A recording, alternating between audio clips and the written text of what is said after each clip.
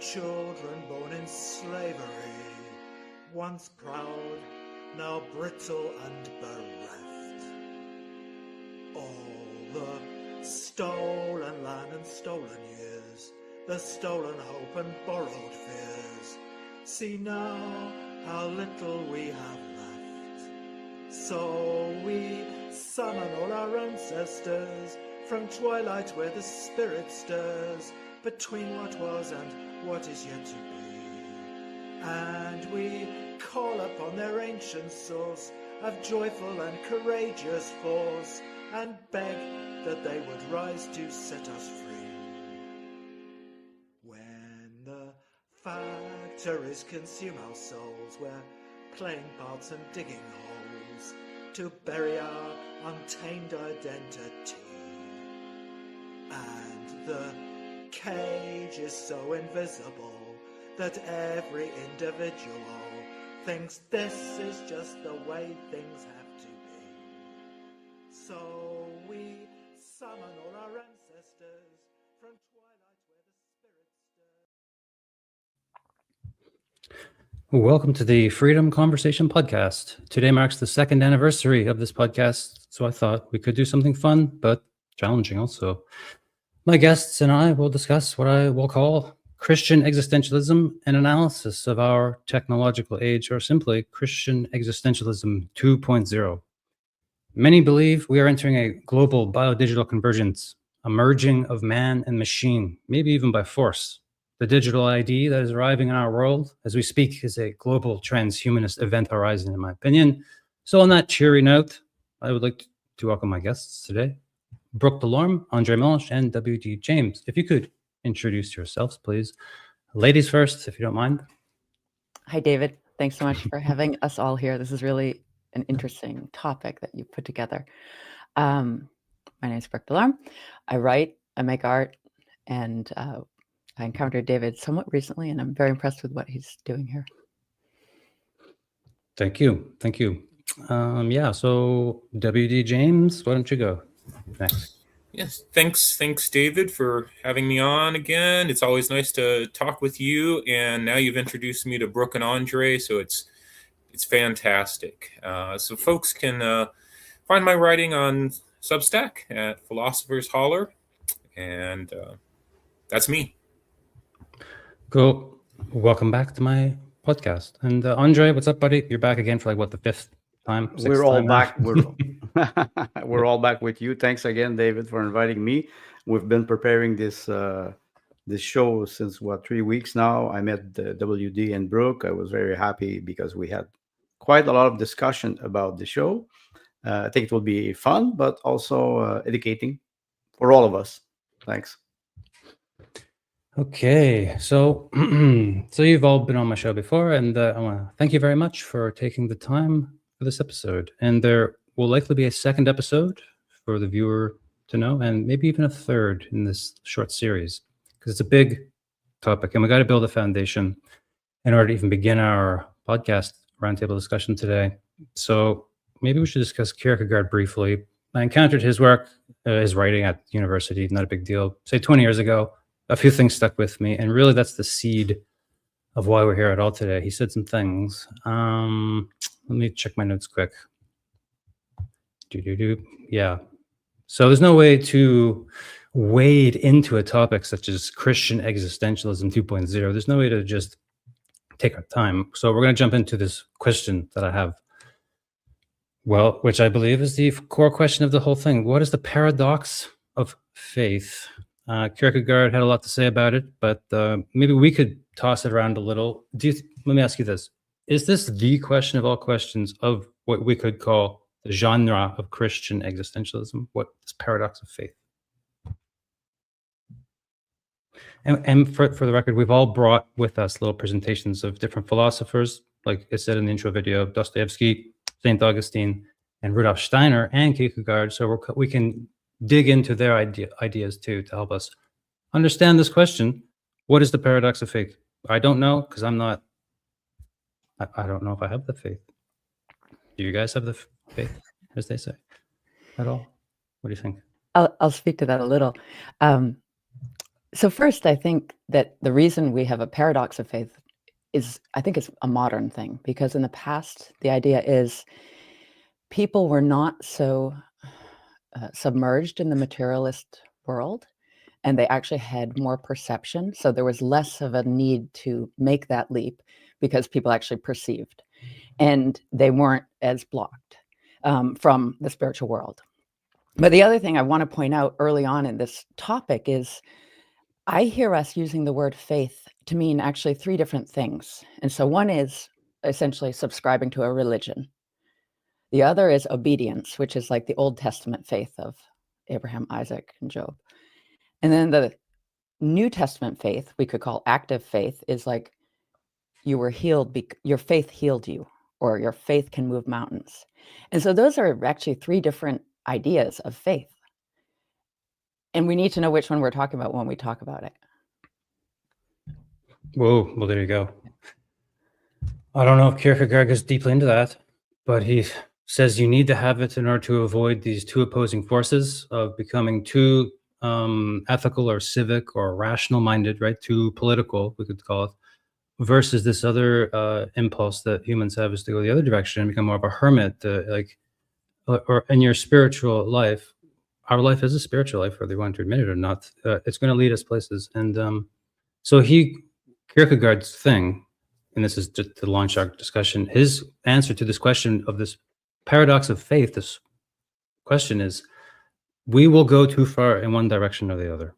We'll become too civic, rational-minded, and become a transhuman, jump into a machine, God knows. Or we will go too far in the other direction and become more of a hermit and just like, or a curmudgeon, which he was, and Kierkegaard admitted he was a curmudgeon. He hated the world, kind of, in some sense. He thought the ascetic was the way to go, to be almost a hermit. In his first book, which we will look at, he wrote it under a pseudonym of Victor the Hermit and stuff. So he understands what he's talking about in that sense. And this is why I liked this guy, because I'm kind of like that.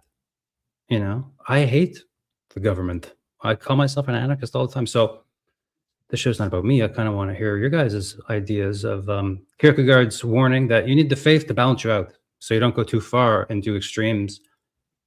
Which is kind of almost a Buddhist thing, isn't it? Well, I'll go ahead, WD. Okay, thank you. So to respond to Brooke a little bit, I think I'm completely agreeing with her notion that we can push this idea of paradox a little too far, and that some of the problems we inherit, especially that existentialism tries to deal with, are pretty modern problems. I think there is, and maybe Kierkegaard's trying to get at this, so to try to bridge these two a little bit. The content of faith, I think, ends up embracing paradox sometimes, and I think that to the extent that that's right, I think it's because we're paradoxical creatures. We're not just biological organisms, right? We aren't disembodied spirits, right? That would be angels, I guess, on a traditional cosmology. But we aren't just animals either. We're, however you want to express it, we're conscious, or we're spiritual beings. However, there's something else that you get with humans. And so we're always in and always straddling either two worlds or two aspects of existence. So I think in the positive sense, most religion, I think, certainly Christianity, affirms that paradoxical situation. The question is whether those two sides get completely blown apart, which is what I hear Brooke suggesting we would be wise to try to avoid, and that's where I'll be coming from as well. But we also can't just do away with that and because the only way to do that is to reduce us down to some lowest common denominator so that there's no complexity left. But that's not us anymore, right? That's just a technological view of us or something like that. So. Well, you mentioned something important, WD, and I would say absolutism.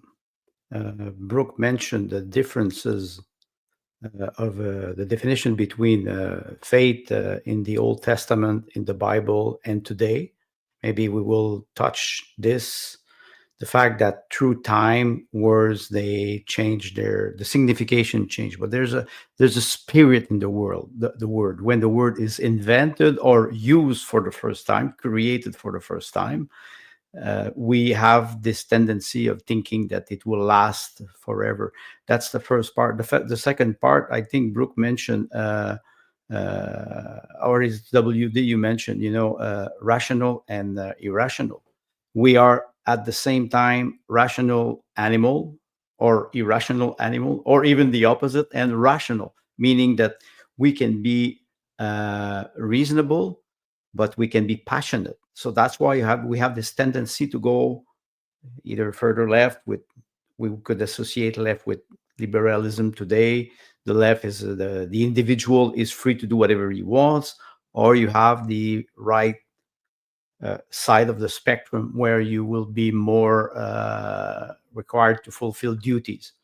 So I think through the conversation that we will have, we will have to define words, their context. That's why I think we chose 4 different character: Saint Augustine, Rudolf Steiner, Soren Kierkegaard, and Fyodor Dostoevsky, trying to paint them in their context and what the word meant for them in their time, and comparing to their contemporary writer or philosopher.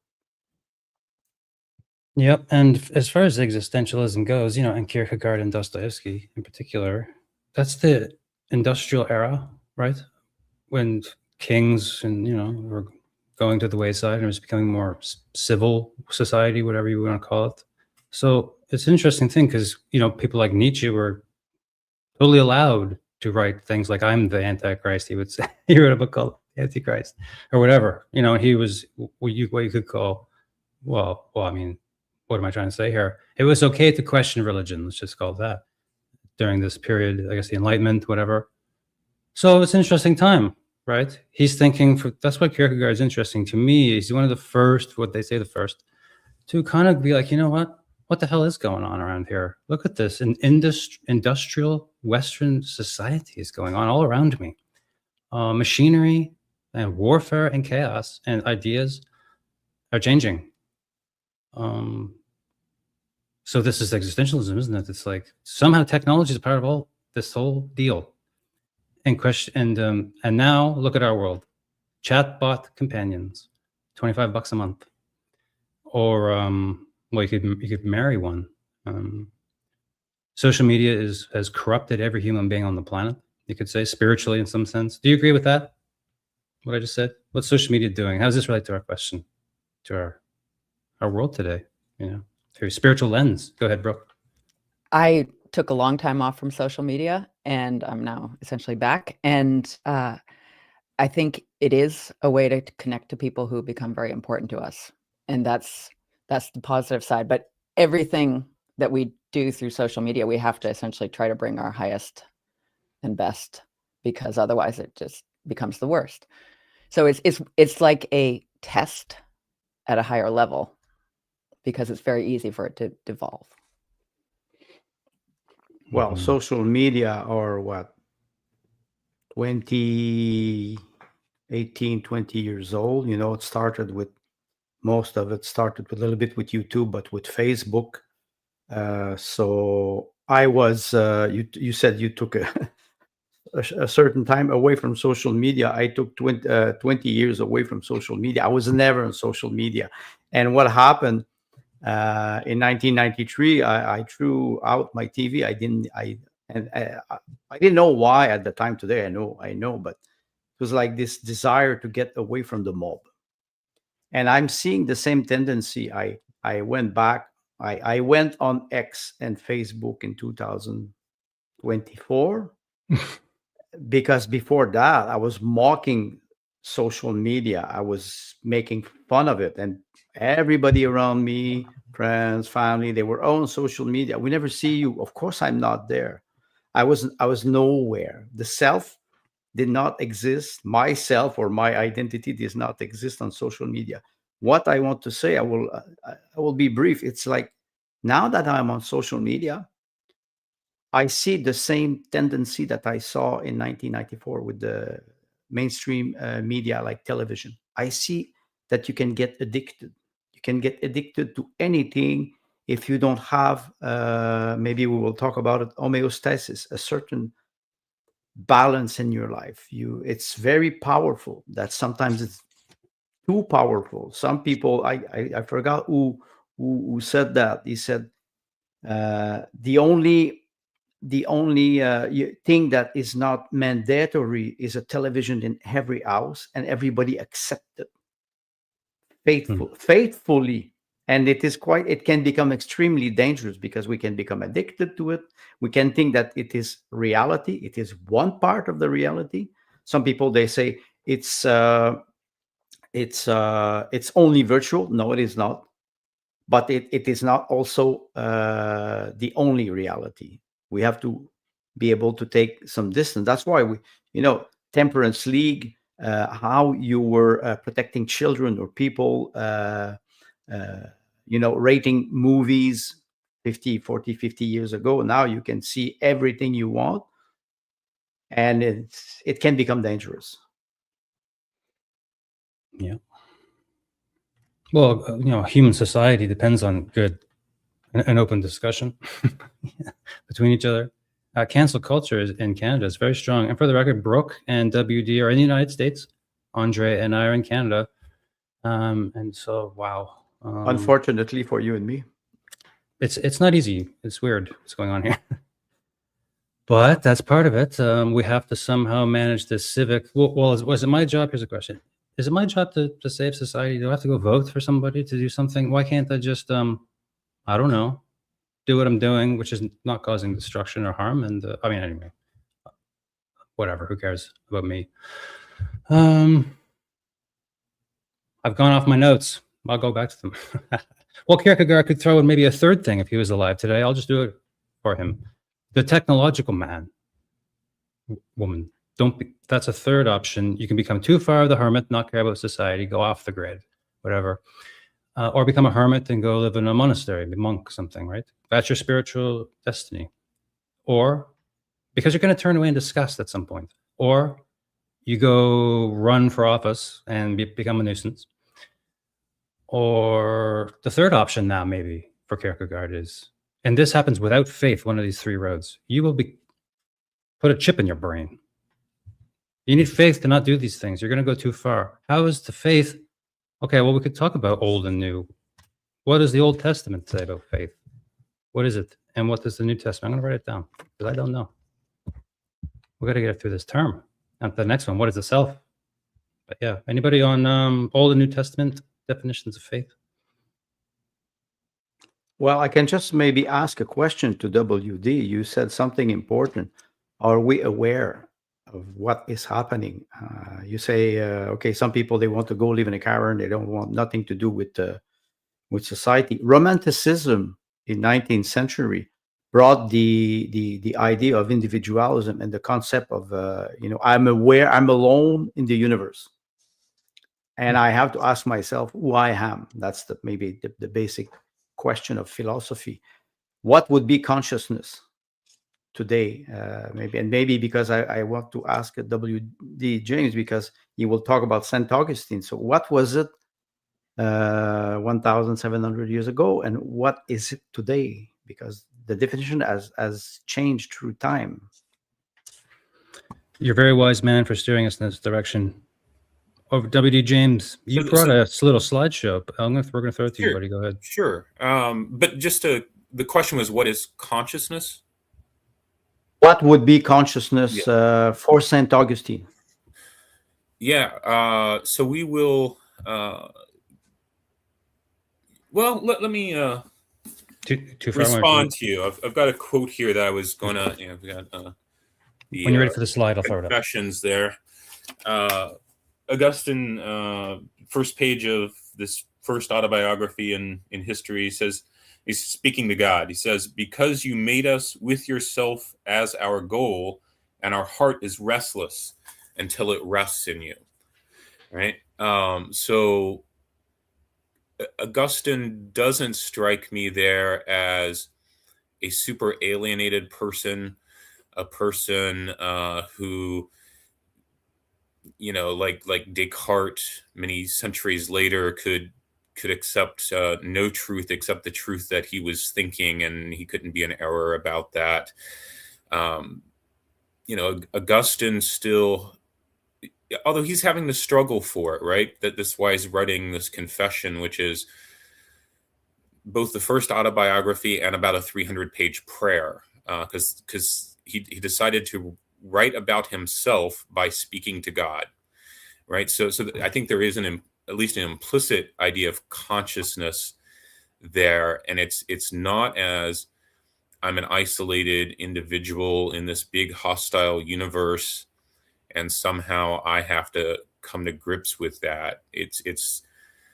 I'm at the very least, I'm a part of this thing, the universe, right? And I'm intimately connected to it, and I'm still enough of an I that I can question it, right? I'm not so unalienated that I'm not even aware of my distinction from my surroundings. But his approach is much more to try to reestablish his connections and work from there. And when we talk about faith for him, that'll be a central part of the job of faith is to, it's not a leap, but to give voice to our inherent connections. But we can work off the slides a little bit too. But I wanted to respond directly to Andre's question there before we did that. We're deep in it now. Do you think that Saint Augustine was pragmatic? In a modern sense, to talking to God, but also writing about himself. Right. Pragmatic.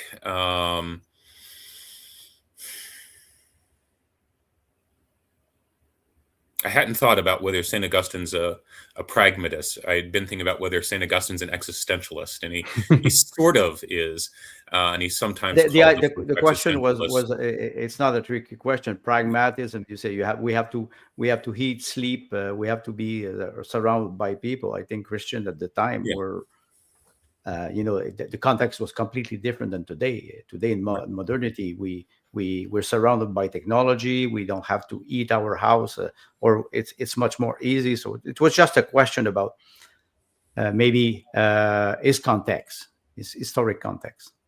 Yeah. Okay. So if we get, you want to see your slides? Yeah. Okay, coming right up. Yeah. So we see his dates there, pretty long ago. Basically 4th and 5th century. He's from North Africa. He's philosopher, rhetorician, theologian, bishop. Became a bishop the way the good old bishops used to. That is, they made him be a bishop. It wasn't a career choice. He stayed in one place too long, and the people made the weak old bishop make him a priest. And then when that bishop died, they pretty much made Augustine become their bishop, because he wanted to do that thing David was talking about. He wanted to go be a monk.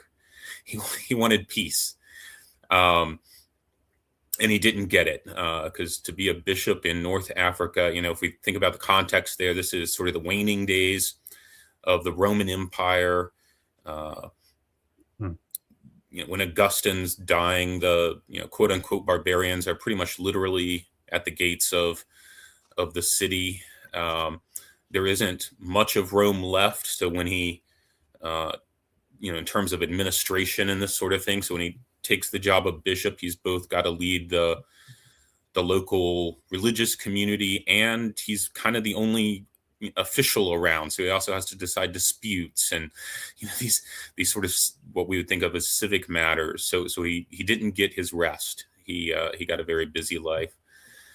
As I noted, he wrote what's usually considered the first autobiography, which does connect to, the claim people make sometimes that he's really the first existentialist, because he does worry about who he is, right? So maybe that was more self-evident to most people earlier in history, but Augustine really takes that question to heart, and as I said, writes a 300-page book trying to work through who and what he is, and he presents Christianity in a Neoplatonic light. He was not born a Christian, and before becoming Christian, he studied philosophy, and he religiously was a Manichaean, which was a sort of Gnostic, roughly,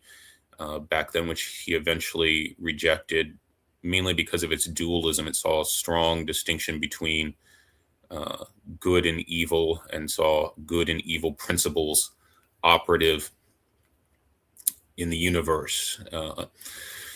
If we could go to the next slide.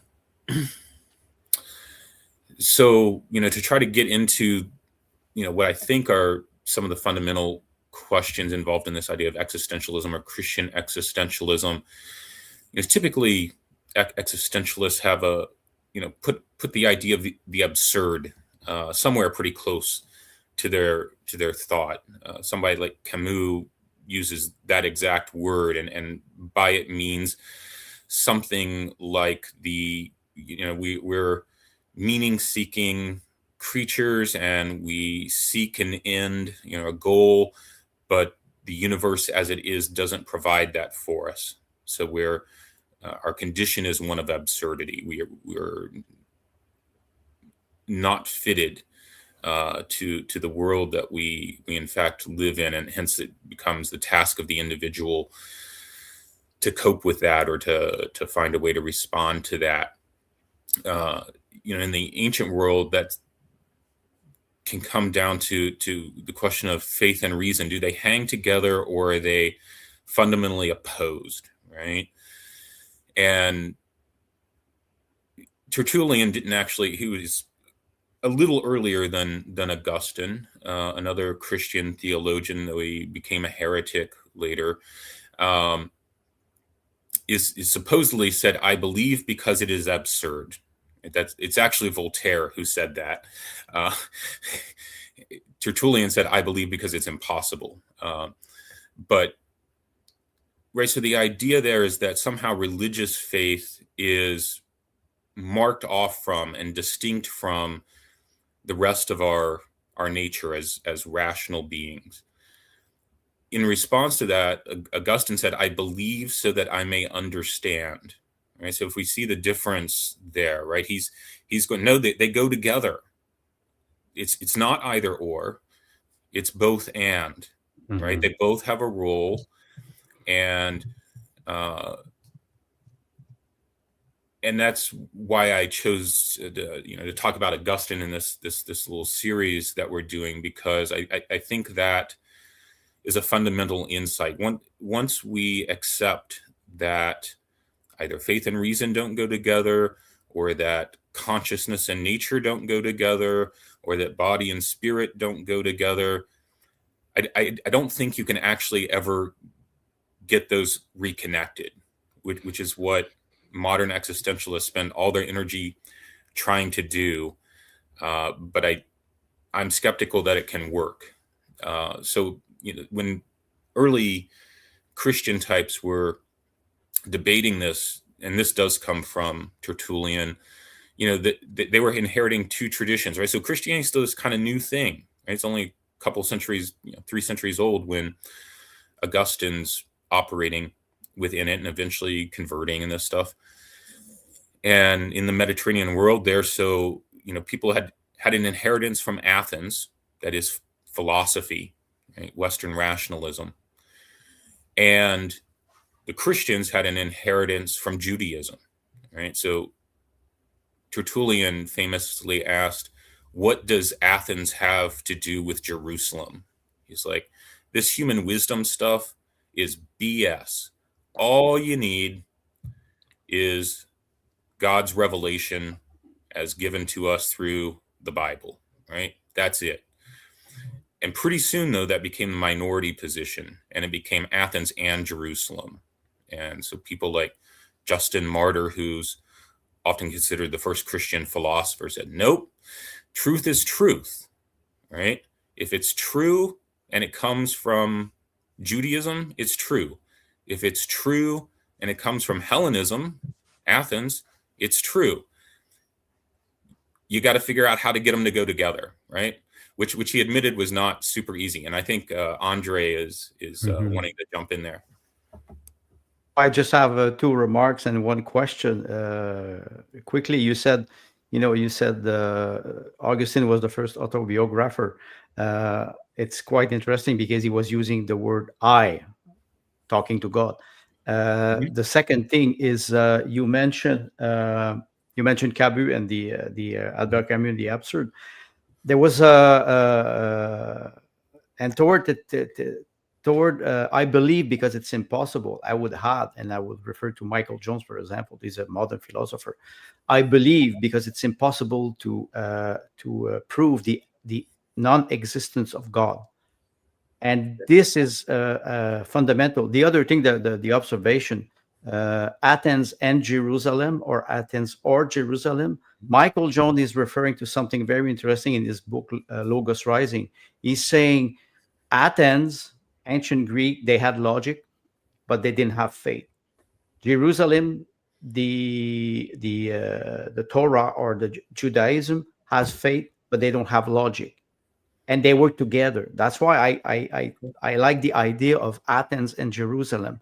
Reconcile both, and both true, because they are different. There's a different perspective. You believe because you use logic, or you believe because you use faith. That's the only observation that I have, because I think it's very interesting what you're describing. Yeah, thank you. Yeah, I mean, sure. I mean, you can present that, juxtaposition and integration a number of different ways, but that seems like a fine shorthand way to do it, I think. I love that. What you said. Faith and reason can't be separated. So therefore they are one system within the person, and you got to reconcile that maybe, rather than struggle with this unfathomable, whimsical concept that we call faith without feeling anything about it. Gosh darn it, you got to feel something, right? So I mean, what is it begs the question then, what is faith? If faith requires a rejection of reason, then assuming you move into faith, where does that leave you? What do you do? Right? I mean, how do you figure out what to do if you're not supposed to be using your reason anymore? I mean, it seems to become sort of a totem, or sort of, it's this, I've got faith, I'm good. What's that mean? I have no idea what that means, right? But when Augustine says, I believe so that I may understand, I mean, very specifically what he's meaning is he's accepting the truth of what he takes to be Christian revelation in the Bible or whatever. He's going, okay, that's the faith is to go, yeah, okay, that is the truth, and that truth then makes it possible to go reason fruitfully, right? So to just take one question, what is our goal as humans, right? The Greeks had talked about that forever, and they roughly agreed that it was happiness, it was to be happy, but they disagreed on what constituted our happiness and how best to achieve happiness. Was it more through renunciation, or was it more through sort of enlightened hedonism? And what Augustine takes from accepting revelation as truth is that, as alluded to in that little quote I read earlier, that our end is to enjoy God. That's what it is, right? And you don't get to that by reason, he doesn't think. But once you accept that, then you can start reasoning, right? You don't believe so that you don't have to reason on Augustine's account. You believe so that you can then fruitfully reason. Okay, if that is actually, now can I make sense of that? Like once that idea is introduced, then can I rationally make sense of that? Can I rationally determine, how is it we should then live if our ultimate goal is to enjoy God? So see the connect. It keeps going together, right? Everything keeps reinforcing one another in Augustine's thought, and he still struggles with the stuff, though, right? It wasn't like this was just handed to him, and he didn't have to think about it, and he didn't have to agonize over it. But that's his move, and that's I think that's kind of a pre-modern way of operating usually is to try to get things to go together rather than trying to figure out how you can break them apart. The modern world has been very into how do we break things apart, largely so that we can then manipulate them technologically, right? If I can disassociate nature from natural goals, then I get to pick what the goals are. As just an example, and I can make those whatever I want.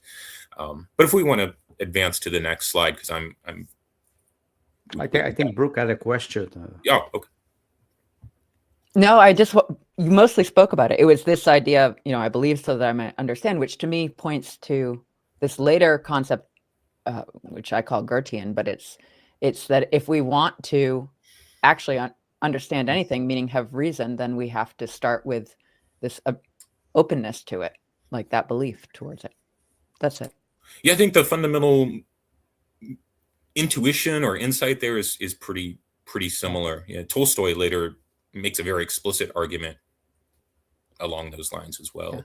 But well, me and Andre talked about being. Is that Heidegger, who's all about the being, the human being? Yes. He wrote the book Being in Time, and comparing being in different at the different time in life, which is quite normal because you're a baby, you evolve, you become an adult, you decay and you die. So it was about it. There's a time conception, a time concept in his thoughts. Okay, I just feel like there's something connected there. You're feeling like you are being, and it's not so bad. Because you've embraced certain things, you've done certain things, and you acknowledge certain things about yourself and your world and the universe. Who knows, right? Because if you become faithful, some of the things there is some reason that comes along because of the afterlife, for goodness sake. This is not a small issue with this paradox of faith and what it's like to not have faith in, I guess, God, or in our society today that we are analyzing, no faith at all. Pretty much. That's just my East Coast Canadian take that I just live out here. It's a nihilistic hell here, kind of, in many ways. I'm sorry, that's how it feels.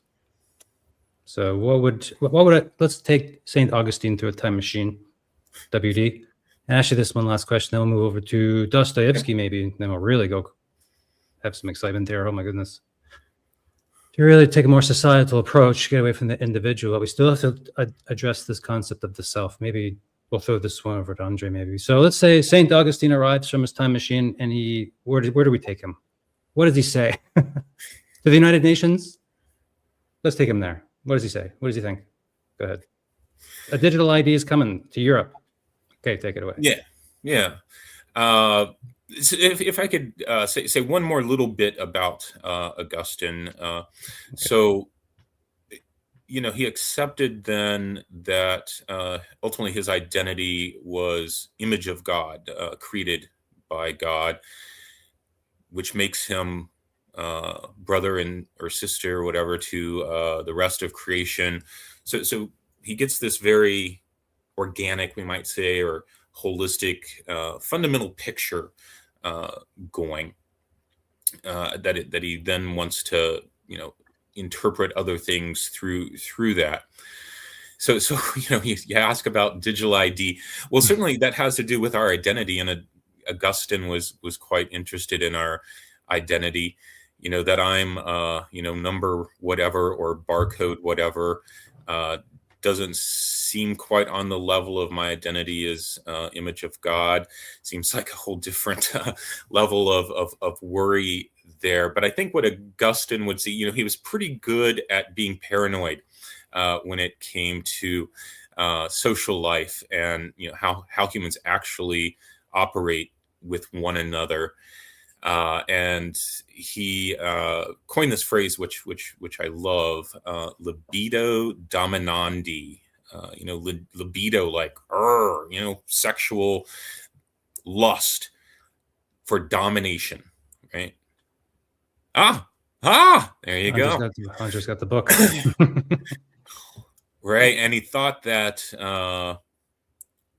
as long as we were in what's become sort of our normal situation of separation from God and from being or whatever, and we're kind of fairly messed up, that our way of operating was through trying to dominate one another. And he distinguished between the city of man, which was our normal world as we experience it, and the city of God, which it's a little fuzzy exactly what that is, but it would be the world set right, whatever it would be to set the world right. That's the kingdom of God that Jesus talked about, or but in the city of man, what rules and what distinguishes them is two loves. We only act out of love, according to Augustine. That's what sets our souls in motion to do anything is love. And either we mainly love ourselves, which then sets us up to want to protect ourselves and dominate those around us, or we love God primarily, which then sets us up mainly to serve those around us. That's very simplistic, but so I think Augustine would have no trouble seeing, whether it's in digital ID or the abrogation of civil liberties or almost everything going on in our Western world today, operations of the lust for domination, the worship of ourselves, the lording it over others. That's what he would see, and he would go, yeah, that's how we usually do it. It's just got new tools, but it's the same old story pretty much. Okay. All right. It's interesting what you're mentioning, because I was referring to the book of Michael Jones, and he used this title because he refers to St. Augustine all the time. The fact that it's not you mentioned the holistic approach versus the specialized approach today, where you separate things and you can control them. I like the idea of, if you cannot control yourself, somebody will control you. Mm-hmm. Yes. And even if you can control yourself, they'll probably try to control you. Exactly. Yeah, so faith and reason, trying to organize ourselves in the world, how much political engagement to have, how much not to have, whatever. And now it's like there's a technological aspect to all of this. How do we work with and use technology? But that's, we're going to just keep that in the background probably for now, because part 2 is going to be a little more in depth on that. Andre, buddy, what is Dostoevsky thinking at his time? And what you have a bio, right? You want me to just hand you the floor and you're going to take it away and tell us a few things? Sure. Yes, if you bring the first slide. Oops, that's the last slide. The last one. I'm skipping to the front. Andre's over prepared as usual. Here we go. So you got this beautiful thing, which I love, by the way, because I am always over prepared for podcasts. Go ahead. Well, okay. First of all, I will make a distinction between Dostoevsky, Rudolf Steiner, St. Augustine, and Soren Kierkegaard. Dostoevsky was a writer. Many people, they consider him a philosopher, but a philosopher usually will build a system, and he will debate on ideas in essays, and he will answer to his contemporary philosophers. So there's a competition or a challenge. Dostoevsky is a little bit more like, he's writing novel, fictions, short stories. So there's a little phrase that I found, and I found that interesting through his time in the Gulag. He was born in the 19th century, and if I can read, I will read just the text. Facing our own decline or death forces us to rethink our relationship with the world and its illusion. When Fyodor Dostoevsky found himself in the Gulag, he drew on his spiritual and intellectual strength. I refer to what WD was talking about, faith and reason, to discover inner peace. Through some of his works, it is possible to see the evolution of the author's thinking, because he was quite an existentialist writer, which migrate from an exaggerated existentialism to a pantheism, Christianity, in which the figure of Christ bears witness to the concept of redemption for those who seeks to save their soul. If you go to the next slide, Dostoevsky was born in 1821 during the era of the Romanov in Russia, and he died in 1881. The context in Russia was conflictual at the time. 1818, 1881, with Alexander II, who was assassinated. There was a sense of revolution in Russia, and Dostoevsky was part of this. They were influenced by the West. They were influenced by the French Revolution, the struggle with the Austro-Hungarian Empire. So the political context in Russia was quite difficult. A little bit later, you had Tolstoy. I think W referred to Tolstoy, and Tolstoy he was an aristocrat, and he freed his serf. He freed his servant. So the context was pre-revolutionary context, and I think at the time Dostoevsky was more concerned about existentialism in the sense of Albert Camus. Camus arrived later, but the idea was there. After Descartes, I think, therefore I am. It's the idea is that through writing, through short stories and novel, we will talk a little bit later about the book that I chose. He was politically involved, and he was practically executed. Was it a fake execution in the Gulag? You see the same phenomenon with Pierre Bezukhov in War and Peace, where Bezukhov is facing a firing squadron and he's saved at the last time. So after that, to be in contact with death or facing death can break your psychological balance, and then you start to think differently. I think Dostoevsky you have the first Dostoevsky and you have the second Dostoevsky through the work, the Brother Karamazov, The Idiot.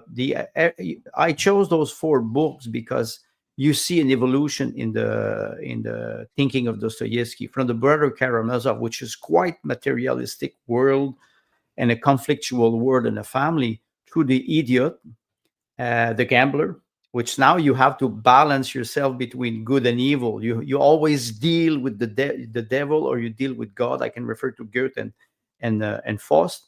And Notes from the Underground, because Notes from the Underground, again, it seems like he goes back. He goes underground. And it's like now it is the position of an eremite. He's deceived by the world, and he says, okay, I will isolate myself, and I will start to. It's practically part of his memoir. So there's a sense in Dostoevsky. I think he's a good representative of the 19th century, the pre-revolutionary time, the time after the Enlightenment, what happened in 16th century with the Renaissance, and after that the Enlightenment.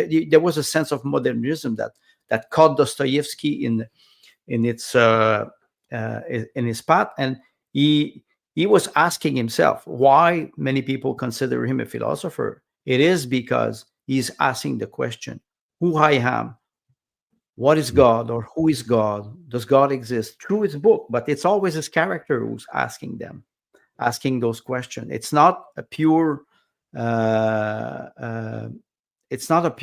I, like WD mentioned, the autobiography. I think it is interesting. I am talking about something. I will demonstrate this. This is a position of a philosopher, a position of a writer. It is character who are speaking for him. Usually, when you write a novel, either you're an omniscient narrator and you will present things and then you will present your character, or with more modern literature, you have characters who they live on their own. So I think that Dostoevsky is a way to show maybe the link between him and Kierkegaard, first of all, and how he can precede the crisis in faith that brought maybe Rudolf Steiner, and how they restructure what was Christianity in the 19th century, and how some people not recycle but reuse the material to rethink what is faith in the 19th and the 20th century. There's an evolution, but the core, not the core value, but the fundamental were there with Augustine. When W. Jean was talking about the conversation with God, we all face this type of conversation, no matter what we believe in, or even if we are agnostic, atheist, or we believe in God, or many gods sometimes. And you think about native people today, the two spirit, the idea of spiritual spirit in every object. So I will stop there for now for Dostoevsky, because I would like to hear you and Brooke and W about how do you perceive the shift between existentialism and what would be after that the leap of faith. About Dostoevsky's mock execution in front of the firing squad, that really interested me. And just to flesh that out, correct me if I'm wrong, he was in the gulag, they dragged him out to the firing squad location, they threw him against the wall and they pulled the triggers maybe, and then it wasn't real bullets, or they just said, haha, go back to your cell, it's a joke. How did it really go down? Because that really would mess with your mind. And I can tell you something, I had a near-death experience, so I kind of understand something about this reaching for God near death. So tell us about this mock execution, because that changes writing, right? You said it changes writing, and a mock execution. The difference between a mock execution and a real execution is that you die. But a mock execution, you die psychologically. And I have some other example. Maurice Blanchot was a contemporary writer, suffered a mock execution in 1944 because he was part of the resistance. And the Nazi, what they were doing, they were trying to they were going in a village and they were catching one resistance and faking an execution, so the resistant would go out and they could catch them. But Blanchot, who was a reader for a very the most famous publishing house in France, Gallimard, Blanchot experienced a fake execution. And after that, his writing changed completely. And even if he was agnostic, you could see that the question was haunting him. So I think there's an after, before and an after. And Tolstoy described this with Bezukhov, the same concept. But you can put it more philosophically. It's not only life and death. It's not believing, existentialism, materialism, and believing. I believe, and then I can start thinking rationally. They're not mutually exclusive, in my opinion. Yeah, that's the existentialist fundamental question. What is the good life? What is it? How are you supposed to live, right?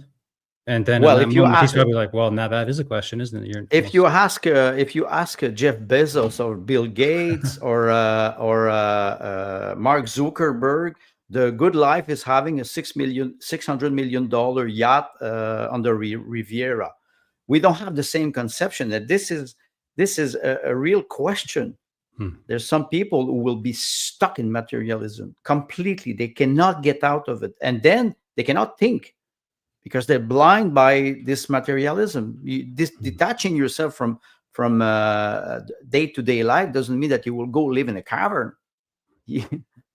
I think, and that's a question. Maybe we'll go back to the definition of what could be the self. And maybe, yes, Rudolf Steiner could be a good start.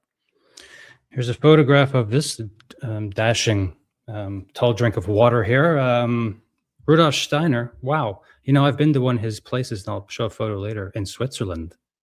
He's got some weird architecture going on in his buildings. Anyway, Brooke DeLorme, it's your time to shine. What are we going to talk about here? Christian mysticism, or he's a clairvoyant. Okay, yeah. I'll put your slides up, and over to you, my friend. What is he going to say about all this stuff? Yeah. Okay. So, and everyone recognizes it. It's unusual to put Steiner in this context with these philosophers, but I think it does make sense because Steiner actually, he started until he was about 40. He worked as a philosopher and a teacher. He was studying philosophy. He was editing Goethe's scientific works. He had a pretty secular approach to life, but from childhood he was a clairvoyant. And so let me define some things. Anthroposophy is this word that Steiner chose to describe the worldview that he was bringing in to, in this case, it was a European context. And Andre asked me also to talk about esoteric or esotericism as a concept, because these words, they have a charge in English right now. Esoteric literally just means hidden, and it's, contrasted with exoteric, which means public or revealed. And the version of Christianity that Steiner ended up talking about is what we would call esoteric Christianity. And it doesn't mean that it's hidden anymore, because all of the information's full out there. It just means you have to study to get it. And the analogy I like to use is higher mathematics is not hidden from any of us. We just don't have access to it unless we put in the work to understand it. And often, the way I find exoteric Christianity is it's presented in a very simplistic way, which actually might not be satisfying or nourishing to someone who has a pretty intellectual background or a pretty deep background in rationality. And Steiner, as a clairvoyant from childhood, essentially took on the mission of reintroducing a renewed version of Christianity to that Germanic European context that he was born into. We use in the anthroposophical world, the word clairvoyant is used a little more than psychic, and I'm not exactly sure why, but I think it's the idea is that what's being pointed at is a modern skill that is developing, as opposed to an atavistic clairvoyance that people had, because the whole idea of anthroposophy is that there is an evolution of human spiritual consciousness, and that actually is happening in time. So should we go to the next slide? Okay. Steiner himself actually had wanted to work as a philosopher and to continue to work on epistemology and the question that Immanuel Kant had brought up, which is, or the statement that Kant had made, is not possible to know the thing in itself. And Steiner felt like through a spiritual evolution, it actually is possible. And through what he described as Goethean science, it points at the direction to know these spiritual truths. But because he ended up being a spiritual teacher, he needed to follow certain laws that protect other human beings' freedom. And one of them is you have to wait to receive a question to talk about something spiritual, meaning a question from another human. You should not teach until you're over the age of 40. And there's this thing called the law of continuity. You need to connect your work to prior traditions. You don't exist in a vacuum ever. So there was this need to connect his work. So I've listed here like the first 14 books that Steiner wrote. And just to make the point that the ones he wrote before the age of 40 were pretty secular, and they were Germanic philosophy, Germanic, I'd say, in the idealist or romantic tradition. And then after the age of 40, he switches to the transition book being Christianity as a mystical fact. And then all of those after are the ones that he's known for today, which are their spirituality, but they're pretty unusual. They are a new thing that's being brought in at that point in time. Okay, you can go to the next slide. Should I talk about the connection to Goethe now? What was the thing you said after the age of 40 you shouldn't teach? What was You the should other thing? teach. You should- You only can teach after the age of 40, because right. there is an idea that a human being goes through maturation phases, and it's necessary to have reached a certain literal age and time to have the maturity and the I guess wisdom. And what was the point you made after that one? If you have it written there, maybe. The was law gonna of ask a- continuity, Yeah. the need to connect one's work to prior traditions. Right. Oh, right. The vacuum. Yes. You said Mhm. no one lives in a vacuum, so we Yeah. should always refer. Yeah. I love that. Yeah. Because that's kind of like a lineage thing that I think that I appreciate, like a living lineage of these ideas. And everybody on the freaking social media now is inventing, they're all in their own vacuum. Oh, guys, I figured it out, guys. It's like, oh my God. That's Yeah. a problem, isn't it? Anyway, something that came to my mind, this vacuum. Everyone's in a fucking vacuum, I'll tell you. Social media. Okay, yeah. So what's this next slide about? What's this one? So Goethe was the German thinker who lived about 80 years prior, 100 years prior. And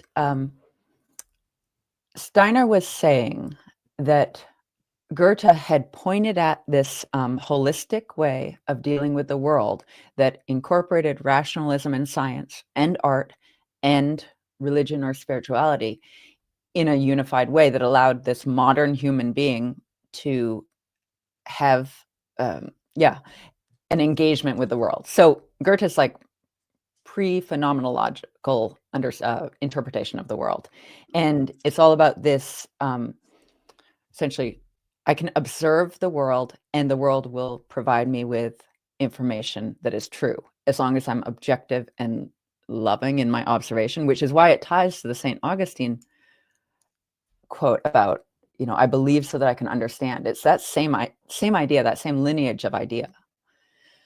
And so one of the things Goethe was known for, which Steiner referred to repeatedly, is Goethe said at a certain point, I can see the archetypal plant. He was studying plants, and his scientific work is not super well known, but he essentially had a spiritual experience of seeing the archetypal plant, which is the Urpflanze. And this Steiner described as seeing this thing that is all the potentiality of the plant as a we're beyond species, as an archetype. And then from there, being able to understand both the spiritual reality and the physical potentials. And Goethe used that method of science to come to the insights that he had. He identified certain things that had not been identified before. I love that about Steiner and the biodynamic gardening. Like it's all about plants, eh? So interesting. Yeah. And so all of Steiner's work is this idea that if you are able to develop the ability to perceive spiritually, and to do that, you have to start with believing that it's possible, then you will understand better how to work with the plants or to work with the landscape or work with animals or people. Believing that it's possible. Yeah. That's it. I think that's it. That's what I've been trying to deduce through this whole podcast concept. And this idea, because it's not even making a leap of faith. It's just saying, let me do this thought experiment. Let me see what happens if I try to understand the plant from the point of view of the plant and what information is presented to me. It's not very risky. Mm-hmm. Know what I used to say to myself? I trust the universe. I used to always say that to myself growing up. Yeah, but, I'm going to go on this adventure. I'm going to hitchhike across the country. Whatever. Who cares? It's like that. It'll be all right. Yeah. Brooke, you mentioned you referred to the the status of clairvoyant, of psychic, of Yeah, let's talk about Steiner. that. Let's talk about 19th century, we can go back to mesmerism Mhm. and the idea of rationality. That what I don't see does not exist. What I don't observe does not exist, which is modern science. Modern science pretends that they can create things out of nothing. You mentioned also the continuity of law, and I like the idea because it refers to what W. James was talking about. Not reducing our consciousness to what we see. We have this tendency today in modern world of if I see it, it exists, and we undermine or we don't want to see supernatural phenomenon or phenomena that we cannot explain. Steiner, you said I should not teach before 40 years old because you're not mature enough. Did he studied philosophy? Was he a teacher in a university? Yes, sorry, I should clarify. Teach spiritual matters. He was a teacher of philosophy, or he was a teacher of young people, and he was on the path of teaching philosophy. Okay, because that was my question, referring to his path. Yeah. Many people who cannot enter the academic world for many reasons, they go on a side track and they are discredited by the community because you're not part of it. Today we see it often. And I see the same phenomenon with many writers. That's why I was curious, because you said, okay, we bring Steiner here, we talk about philosophy, but he is a philosophy, but not in a classical sense, and that can also discredit the movement. I think about Ellen Blavatsky, about theosophy. You really pointed out the importance of the definition. What is anthroposophy, esotericism, and exotericism? Many people, they don't understand the concept of esotericism and exotericism. The fact that it is public, or we can say a revelation. Some people they say somebody will survive a crash, plane crash. He will have a revelation. It's the same thing as, before 40 and after. You arrive at a point where you can observe things. Okay, I understand. Thanks. Yeah. On the topic of so the people who asked Steiner the question, which is I think the question was about how to integrate the ideas of karma and reincarnation into Christianity. They were part of the Theosophical Society, and so if you have these spiritual insights, you have to wait for someone to ask you a question in order to present them publicly. It is interesting because I read a book last year. It was a book written by Guy Thorne. He was a journalist, a British journalist. He wrote this book in 1900. The title was When It Was Dark. And it was a battle between a priest and an anthropologist or an ethnologist who made a discovery, the tomb of the Christ. And they were pretending that Christ did not rise from the dead. And the title is extraordinary because when it was dark, when people start to believe that the Christ did not rise from the dead, you see riots, violence is rising, and it is at the same time, the same era as Steiner. So there was a sense of mysticism at this time, and people were trying to find a teacher, a guide. Yeah, I think Ellen Blavatsky or Rudolf Steiner, they were able to canalize this needs for what I was thinking of, the crisis of faith, because until the Enlightenment, the people were not asking themselves, "Do I believe in God or not?" It's there, and then you had the revolution. So okay, I understand. Thanks. Well, and this speaks to freedom, because this is what I believe, human beings are developing the ability to have more and more freedom. And if you have freedom, you do then have the ability to not believe. Some people are essentially graced with, they don't need to worry about faith because they sense it internally. But part of our evolution as incarnating or reincarnating people is we have to go through this process of perceiving the material world and the technological world, and then choosing to also have the spiritual world. Yeah, the concept of immortality is playing in here a little because, as we've said before, I think about this with religions, reincarnation forever. There's more of a Buddhist or Hindu thing than the monotheism, Christianity, etc. You die, you spend eternity in the fire or eternity in the light, whatever. So there's this concept with human beings projecting this terror or this hope of the permanent situation, because we're all going to die, right? Right. So that's interesting. I love what you said there. You got to have faith that you could have faith or whatever. I forget the exact wording, right? You have to believe it's true, that there is some mystery going on, and you can't unlock it. You just can't with reason. It can't be done. Nope. It cannot be done. It can't be. How could it be? I would have a question for the three of you. Do you think that through time, with Augustine and today with modernity or postmodernity, do you think that there's the concept of progress? Are we progressing in time? Okay, material goods are, the comfort is much better, but is it really progress? Do we or do you believe in progress? The concept of progress? I do believe what's happening is people are entering different spiritual streams, and so I think things are happening at very different levels.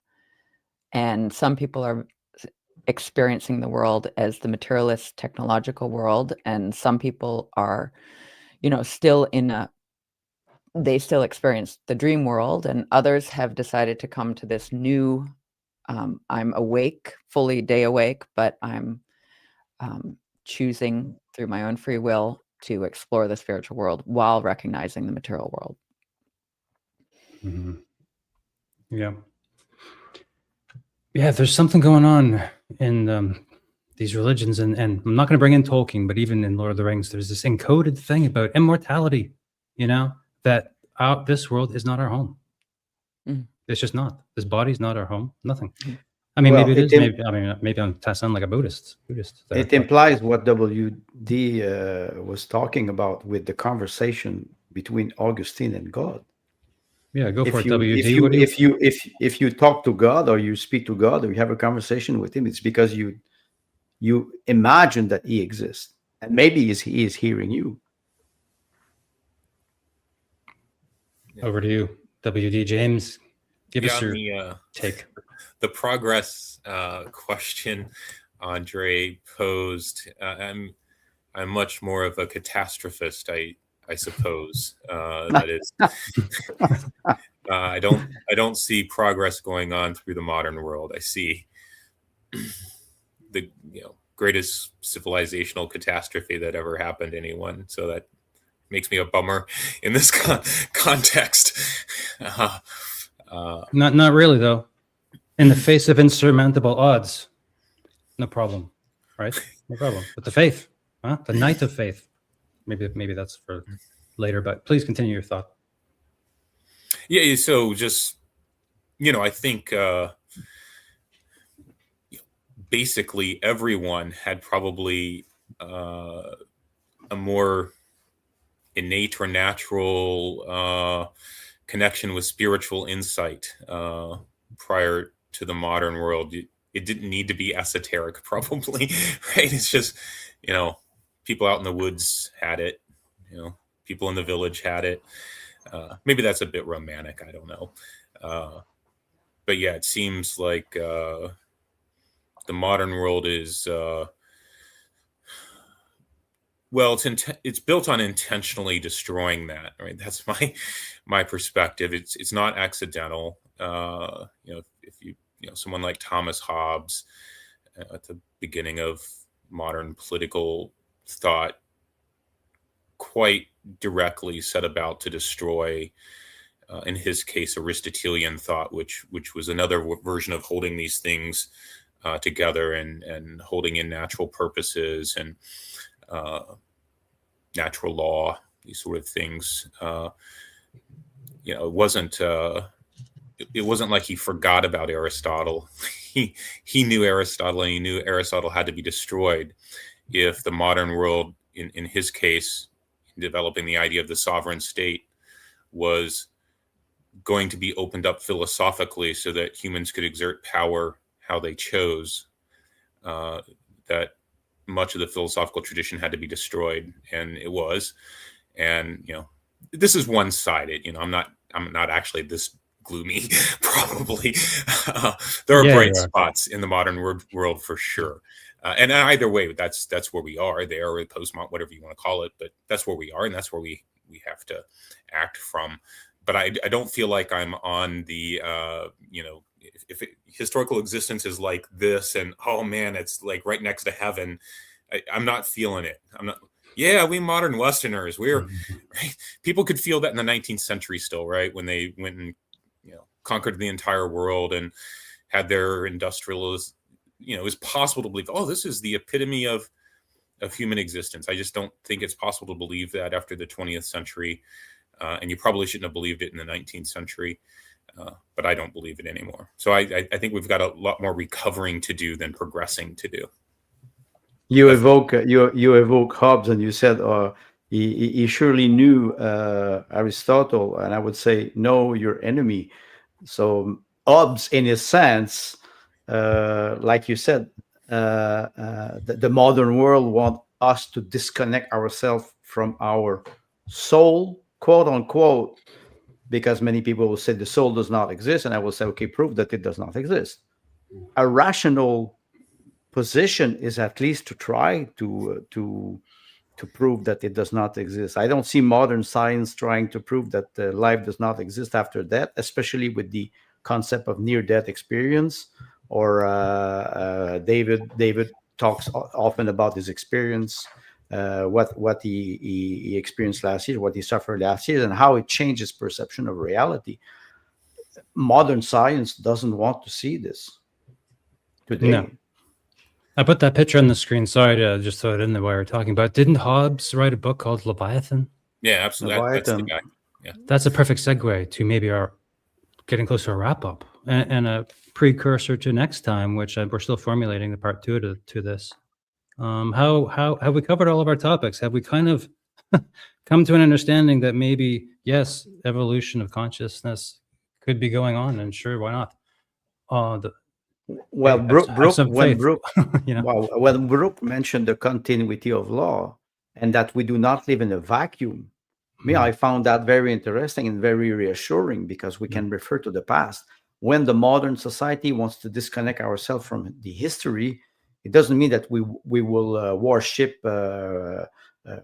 wars and conflict, but we have to understand where they come from, what were the context, so we can today make better decision. I think that it's maybe the most important thing to do, to have a continuity, not to disconnect ourselves completely. Sometimes you have to. Sometimes you step back and you say, okay, I will go in the forest, I will meditate. Just going to take a walk and be in contact with nature. They want to disconnect ourselves. When I say they, there's a structure of people that wants us to disconnect ourselves and to live in a virtual reality. You were mentioning a digital idea.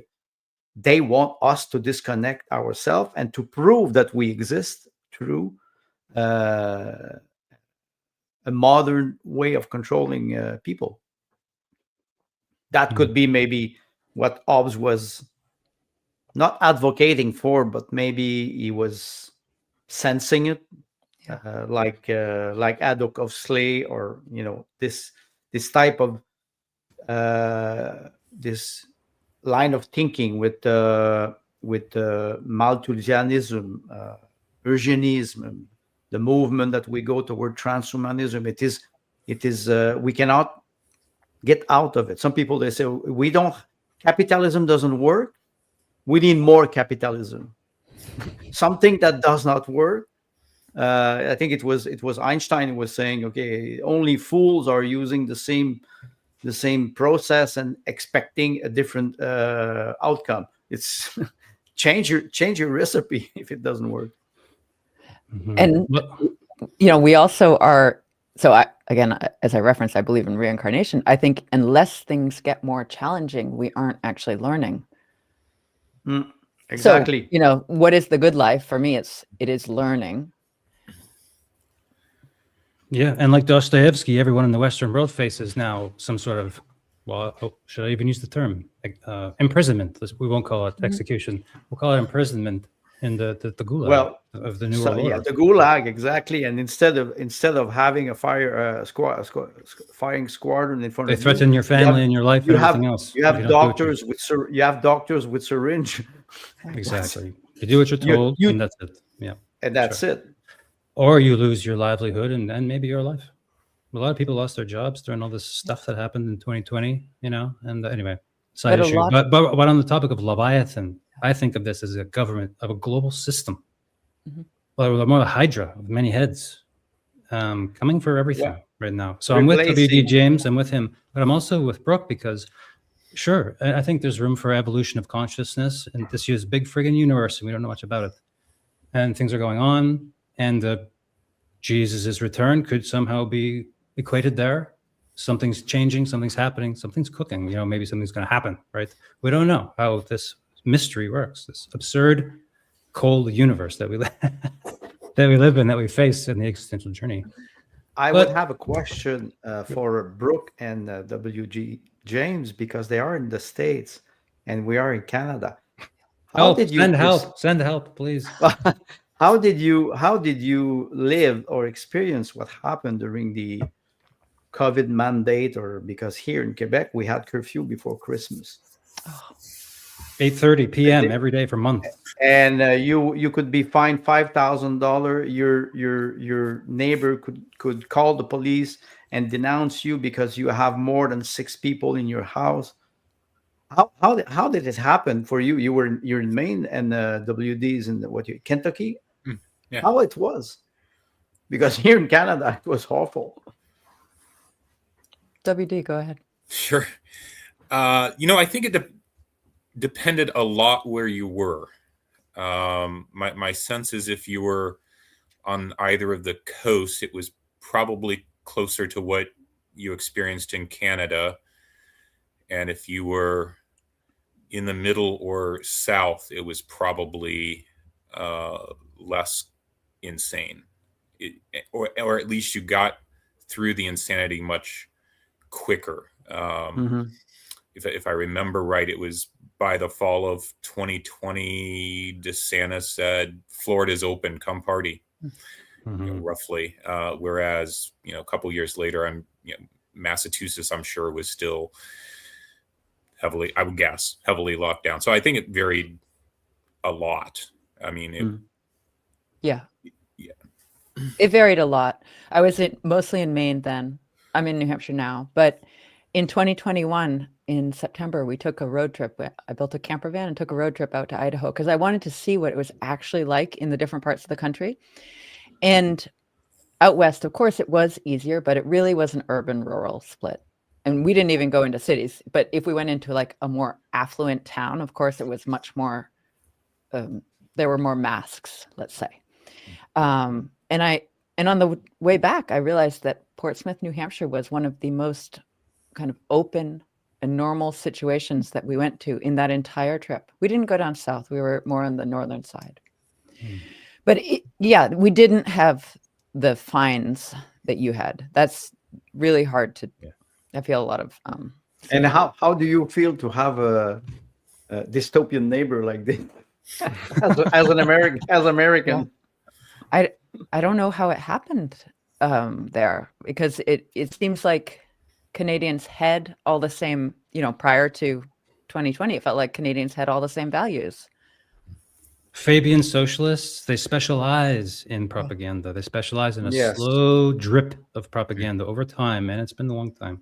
many years. That's why when you were referring with those elbows up come, it's always the same thing. The Fabian society, the manipulation of the consciousness of people works very well in Canada. The dark arts. The dark arts. Okay, well, there's our segue. Why does it work so well in Canada? Weak minds. Yeah, but why would the minds be different there? But weak minds in the sense that people, okay, you have what, maybe 15% of the population that really reads, television, propaganda, entertainment. Everybody's connected to materialism. They cannot disconnect themselves. I can just talk briefly about Quebec. It's a Catholic society here. French Canadian from France, Nouvelle France. It's all gone practically. It's all gone. WD mentioned something. The state, the religion of the states is more powerful than any type of religion. And the religion of the state does not tolerate any competitors, opponent. This is even worse than what people think about Christianity, whether it is Protestantism, Catholicism, Anglicanism. It's even worse. And we are in Quebec, but I thought Quebec was a distinct society. I was so happy to meet David because I saw Nova Scotia is not better. And I have colleague in BC and Alberta, and it's the same thing. So what we have in common is that it is a dystopian country, Canada. It's hard to see where they will start to draw back some of the more extreme concepts, and I'm in college right now taking some courses, and it's deeply embedded in the material, how you need to pay attention to the color of people's skin, their whatever heritage there. You got to find that out and be sure to talk to them about it and bring it up and include them. And I thought, I just look at fucking people. I just see people, okay? I don't care about this. I'm not a racist. You know what I'm saying? I don't know what this DES stuff is. I don't understand it. But they want you to behave and engage and promote.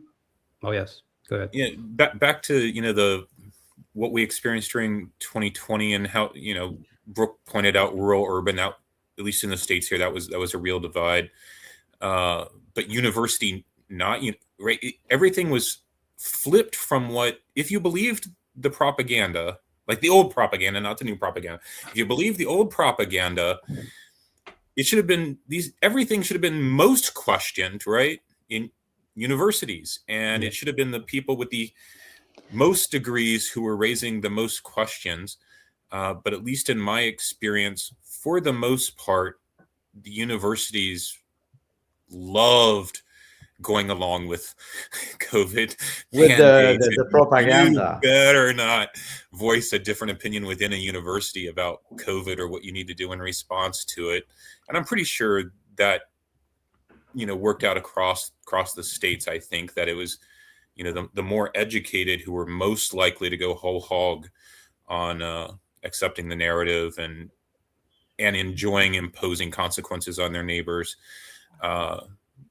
Regular people, at least here, regular people were the ones who exercised skeptical reason and well, why do I need to do that? And really?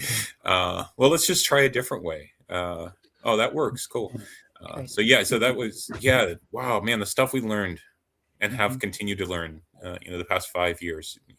I would say in those 5 years, I think I was aware of it, but I could not really put words on it. I would say it is a leap of knowledge in the sense that it lifted the veil quite rapidly in front of our eyes, believing that the welfare state exists or that the government is there to fulfill all your desire. This is completely a nonsense.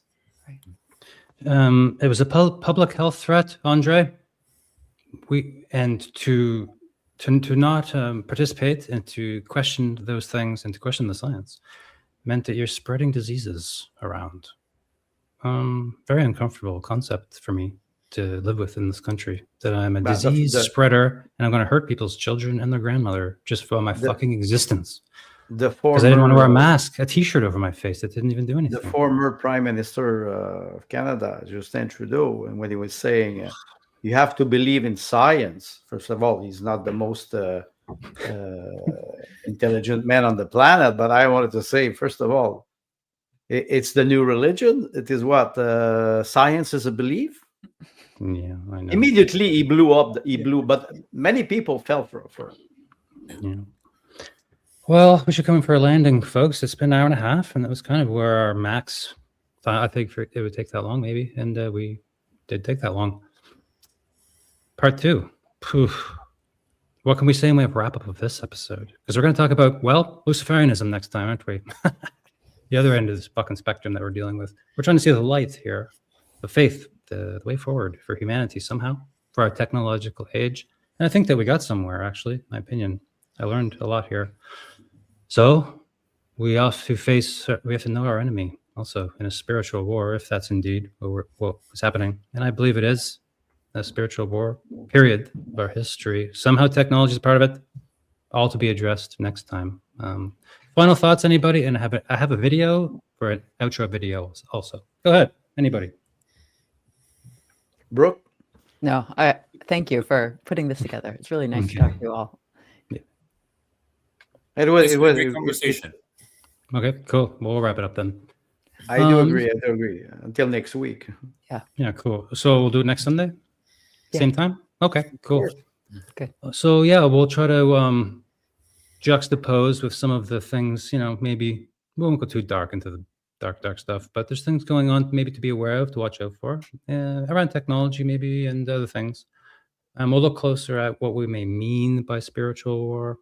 What are the aspects of such a war? And try to be brief, and then kind of take a final thought about the whole thing, and one more look maybe at our common journey in the modern age here in this technological era. And the biodigital convergence is a term that I've become very comfortable with. The digital ideas here. And yeah, that's it. We'll take a closer look at our common struggle next time. And thank you everybody for being here, and see you later. Okay. All right.